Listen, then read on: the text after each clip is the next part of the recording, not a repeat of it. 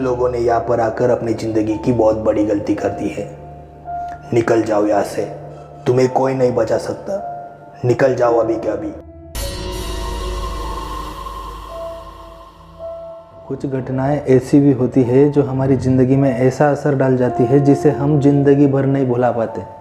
एक ऐसी ही घटना बेंगलोर में रहने वाली 4 लड़कियों के साथ घटी थी। टेक एज ए स्टोरी के इस अनोखे एपिसोड में मैं आपके सामने 4 लड़कियों के साथ घटी एक ऐसी घटना लेके आ गया हूँ ना, जिसे सुनाते टाइम मुझे भी बहुत डर लगने लगा था। चलिए कहानी की शुरुआत करते हैं। इस कहानी की शुरुआत होती है साक्षी नाम की लड़की के साथ, जो कि कोलकाता में अपने परिवार के साथ अच्छी खासी अपनी ज़िंदगी बिता रही थी। पढ़ाई में भी अच्छी खासी थी। क्लास 10th उसका कंप्लीट होता है और अब वो बोलती है कि मुझे अब यहाँ नहीं पढ़ना, मुझे बेंगलोर पढ़ाई करने के लिए जाना है। वो हमेशा से ही चाहती थी कि मैं बेंगलोर में जाके पढ़ाई करूँ। घर वाले बोले ठीक है, ये पढ़ाई में भी अच्छी है, इसे बेंगलोर भेज देते हैं। एक अच्छा सा कॉलेज देख के वहाँ पे उसका एडमिशन करा दिया गया। ये वहाँ बैचलर्स में 3 लड़कियों के साथ रहने लगी। ये चारों साइंस में अपना एडमिशन करवाई थी। ये जो 3 लड़कियाँ उसके साथ रहती थी वो भी पढ़ाई में बहुत अच्छी थी। एक का नाम सीमा, एक का नाम सुष्मिता और एक का नाम निशा था। साक्षी इन तीनों के साथ बहुत ही घुल मिल जाती है। इन चारों को लगभग आए हुए 3 महीने बीते होंगे। फिर सीमा को एक दिन उसके घर से कॉल आता है, जो कि एमपी की रहने वाली थी। उसे कॉल आता है कि तुम्हारे पापा इस दुनिया में नहीं रहे, तुम जल्दी से घर आ जाओ। फिर सीमा ये बात सुनकर पूरी तरह से टूट जाती है। फिर ये तीनों पूछती है कि क्या हुआ। फिर सीमा बताती है कि मेरे पापा इस दुनिया में नहीं रहे, मुझे जाना होगा। फिर इन तीनों को कहती है कि तुम भी मेरे साथ चलो, क्योंकि मैं अकेली खुद को संभाल नहीं पाऊंगी। फिर ये तीनों अपने अपने घर कॉल लगाती है और बताती है कि हमारी फ्रेंड के साथ ऐसा ऐसा हुआ है, उसके पापा का देहांत हो गया है और हमें उसके साथ जाना होगा। उनके घर वाले भी इस बात को समझते हैं और हाँ बोल देते हैं। ये लोग तुरंत फ्लाइट करके पहुंच गए एमपी। जैसे ये लोग घर के अंदर एंटर किए, जहाँ पे उसके पापा की फ़ोटो रखी थी और डेड बॉडी भी थी, तो जैसे ये अंदर एंटर किए फ़ोटो गिरकर टूट गई। ये किसी ने नोटिस नहीं किया, ये सिर्फ साक्षी ने नोटिस किया कि हमारे साथ ऐसी कौन सी आंधी या हवा आई कि इससे फ़ोटो गिर गया। ये किसी को कुछ नहीं बोली। उसके पापा का अंतिम संस्कार किया गया और रात का वक्त हुआ, लेकिन सीमा अभी भी बहुत रो रही थी। साक्षी, निशा और सुष्मिता ये तीनों इसको संभालने की बहुत कोशिश कर रहे थे, लेकिन उसको इस बात का दुख था कि उसके पापा आखिरी बार उसके साथ बात नहीं कर पाए। रात के टाइम सब सो गए। फिर निशा सीमा से कहती है कि तेरे पापा से तेरी बात नहीं हुई तो क्या हुआ, मैं अभी भी तेरे पापा से तेरी बात करा सकती हूँ। साक्षी, सीमा और सुष्मिता तीनों शॉक हो जाती है कि निशा तू ये क्या बात कर रही है, इसके पापा की मृत्यु हो चुकी है और तू उनसे कैसे बात कराएगी। निशा कहती है सीमा तू एक बार सिर्फ हाँ बोल दे, तुझे बात करनी है क्या। तो सीमा कहती है कि मैं मना क्यों करूँगी, ठीक है करनी है बात, लेकिन तू ये कैसे करेगी। वो बोली कि मैं कर सकती हूँ, लेकिन आज की रात नहीं, कल की रात तक का मुझे मौका दे। मैं वादा करती हूँ कि तेरे पापा से तेरी बात कराऊंगी। ये बोली कि अगर मैंने तेरे पापा से बात करवा दी, उनके मृत्यु के बाद भी उनकी आत्मा को तेरे सामने ले आई, तो क्या तुम मुझे जहाँ जाना होगा उस ट्रिप का स्पॉन्सर करोगी। वो बोलती है ठीक है निशा, तू जो बोलेगी वो मैं करने के लिए तैयार हूँ, लेकिन मेरे पापा से बात करवा दे। सुष्मिता और साक्षी कहती है कि तुझे ये सब नहीं करना चाहिए, तू ये सब क्या कर रही है। सीमा कहती है कि मुझे कुछ नहीं सुनना, मुझे कल मेरे पापा से बात करनी है, बात खत्म। अगली रात आई। निशा सीमा के पास आई और बोली कि हमें शमशान घाट जाना होगा, जहाँ पे तेरे पापा का अंतिम संस्कार हुआ था। तुरंत ही साक्षी और सुष्मिता को भी जगाया गया और ये चारों लड़कियाँ शमशान घाट में पहुँच गई। ये पूरे रास्ते में निशा के हाथ में एक छोटा बैग था, उसको नोटिस कर रही थी। पूछ नहीं रही थी, लेकिन नोटिस कर रही थी। ये शमशान घाट के अंदर प्रवेश करती हैं और उस बैग को खोल के उसमें से वीजी बोर्ड को निकाली। साक्षी कहती है कि क्या मजाक है, वीजी बोर्ड सिर्फ यूट्यूब वीडियो बनाने के लिए यूज़ होता है, इससे किसी की आत्मा को नहीं बुलाया जा सकता। तूने इतने सीरियस मैटर को बचकानी चीज़ से सुलझाने की कोशिश कर रही है। तुझे समझ में नहीं आता है कि सीमा के पापा की मृत्यु हो चुकी है? तू ये सब कैसे कर सकती है? निशा कहती है कि तुम ये सब मेरे ऊपर छोड़ दो। भले ही ये चीज़ तुमको बचकाने लगती होगी, लेकिन मैं सच बताऊँ, इसमें सच्चाई है। मैंने खुद इसकी मदद से कई सारे आत्माओं से बात कर रखी है।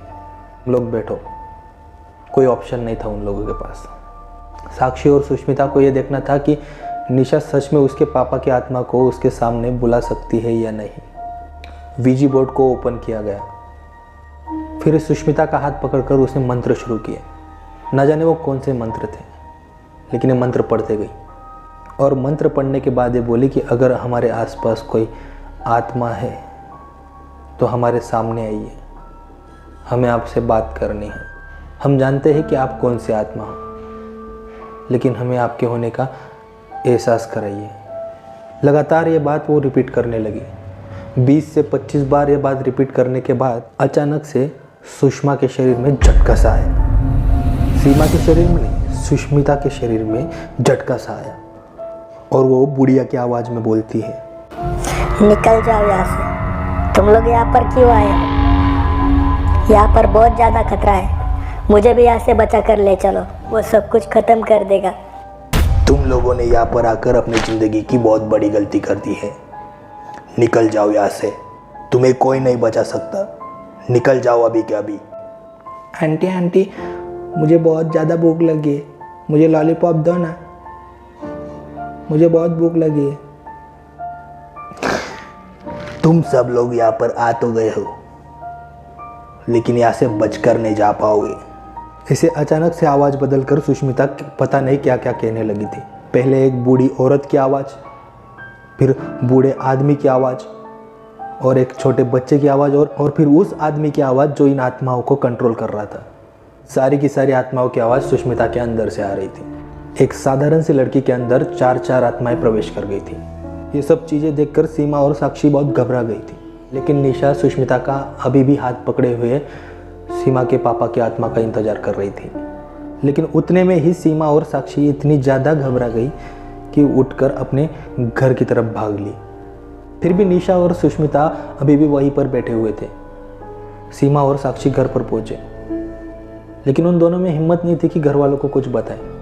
सुबह हुई तो सीमा की मम्मी कमरे के अंदर आई और पाई तो क्या, सुष्मिता और निशा कमरे के अंदर नहीं थे। वो पूछती है कि तुम्हारी 2 सहेलियाँ कहाँ हैं, निशा और सुष्मिता कहाँ है। सीमा ने रोते रोते अपनी मम्मी को सारी बात बता दी कि मम्मी ऐसा ऐसा हो गया। सीमा की मम्मी घबरा गई और सबको उठाकर बताया कि चलो चलो शमशान घाट चलो, ये लड़कियाँ क्या बोल रही है। ये सब लोग भागते हुए शमशान घाट के पास पहुँचे। वहाँ पहुँचे तो क्या पाया कि सुष्मिता की आंखें फूटी हुई थी और वो मर चुकी थी, और निशा बेहोशी की हालत में थी। सारी तरफ अफरा तफरी मच गई। एम्बुलेंस को बुलाओ, ये करो वो करो, उठा के ले गए हॉस्पिटल। जैसे कि मैंने आपको बताया, सुष्मिता को वहाँ पर मृत घोषित कर दिया गया और निशा को बोल दिया गया कि यह लड़की कोमा में है। पता नहीं इसके साथ क्या हुआ है, इसके दिमाग में बहुत ज़्यादा असर पड़ा है। हम बता नहीं सकते कि क्या हुआ है। फिर दोनों के घर वालों को बुलाया गया, निशा के भी और सुष्मिता के भी। साक्षी ने अपने घर वालों को कुछ बताया नहीं था। सुष्मिता का घर बहुत दूर था, तो सुष्मिता के घर वाले कहते हैं कि इसकी डेड बॉडी ले जाने की हालत में नहीं है, इसका अंतिम संस्कार यहीं पर कर देते हैं। निशा के जो माता पिता थे वो उसको लेकर बेंगलोर चले गए और उसे बड़े हॉस्पिटल में एडमिट करवाया गया। वहाँ के डॉक्टर्स ने भी यही बताया कि यह कोमा में ही रहेगी और कब तक रहेगी कुछ बता नहीं सकते। ऐसे केसेस में लोग कोमा में ही स्वर्ग सिधार जाते हैं।